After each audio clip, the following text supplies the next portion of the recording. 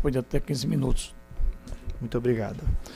Muito bom dia a todos, desembargadores, membros do Ministério Público, servidores, colegas advogados, muito bom dia. Essa questão, eu completei agora 20 anos de advocacia, agora no começo do ano.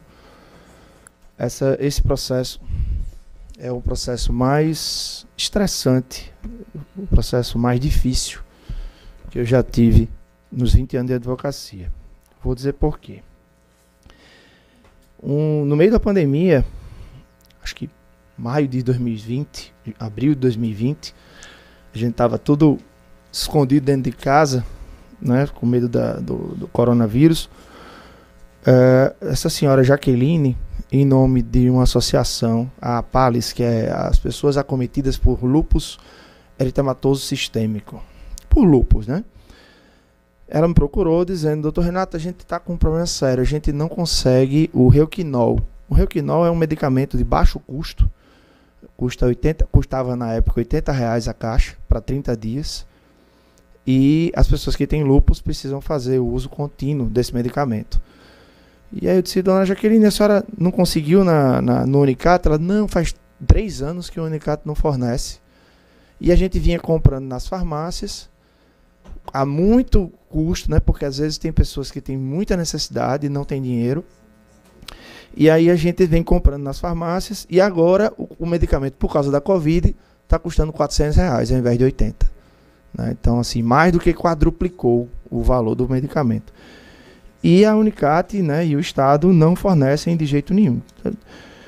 Eu disse: ok, então a gente vai entrar com um pedido de liminar urgente, né, porque elas estão sem o medicamento, e é uma doença que evolui de uma maneira muito agressiva. E aí a gente entrou com a ação.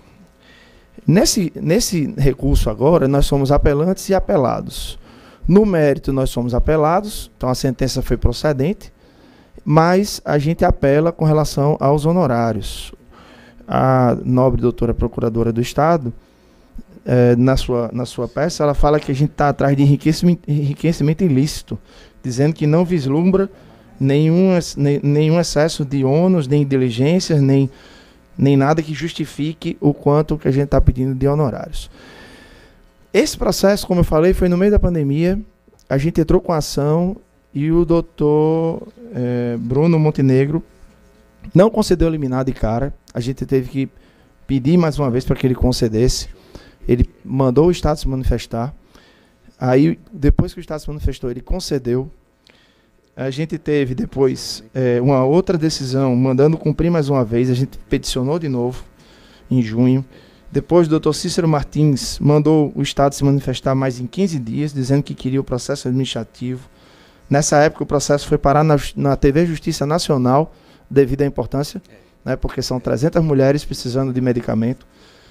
Doutor Bruno depois despachou de novo. Eu estou tentando resumir, tá? O processo tem 1000 páginas de idas e vindas. Doutor Bruno despachou de novo, mandando dar mais prazo. A gente peticionou desesperadamente para que ele não desse mais prazo, para que houvesse o bloqueio, ou que houvesse qualquer tipo de medida coercitiva contra o secretário de saúde na época, mas a gente não conseguiu isso.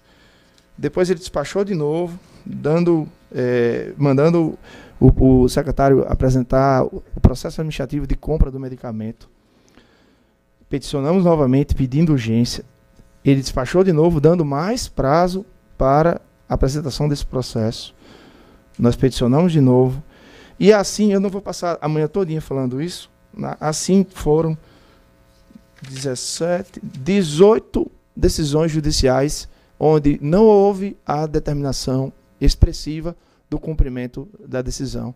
E a gente só conseguiu ter o primeiro bloqueio 2 anos depois de ajuizada a ação.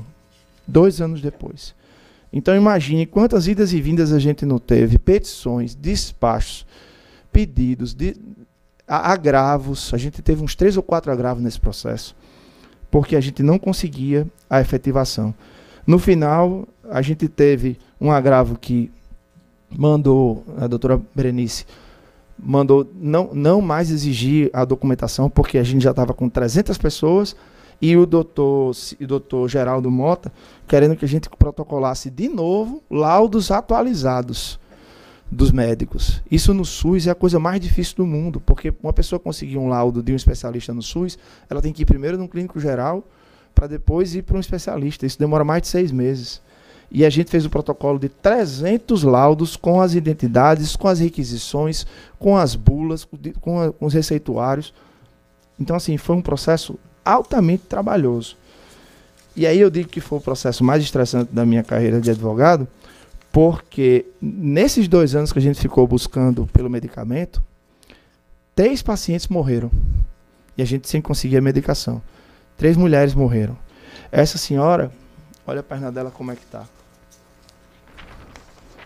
Olha a perna dela. Ela perdeu a perna. Porque ela não conseguiu a medicação. E aí no dia que eu realmente me desesperei, chega, eu me emociono.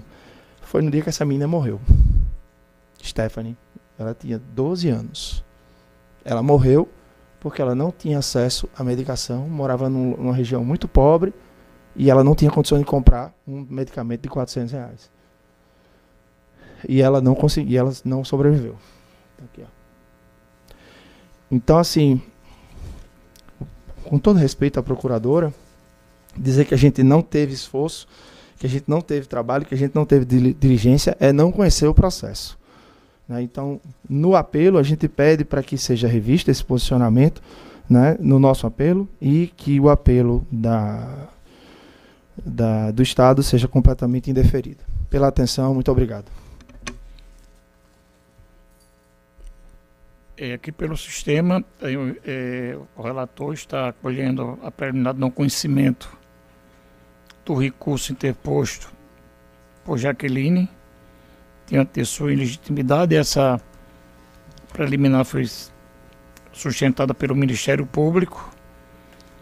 Também encaminhou o voto pelo conhecimento e desprovimento do apelo estatal e pelo conhecimento e provimento da remessa necessária, apenas para revisar parcialmente a decisão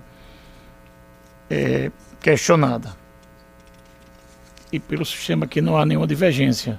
Doutor Eduardo, quiser fazer algum esclarecimento? Não, excelente, apenas que foram... Mas foi nesse sentido, não é isso? Exatamente. Então, está proclamado o termo do voto do relator.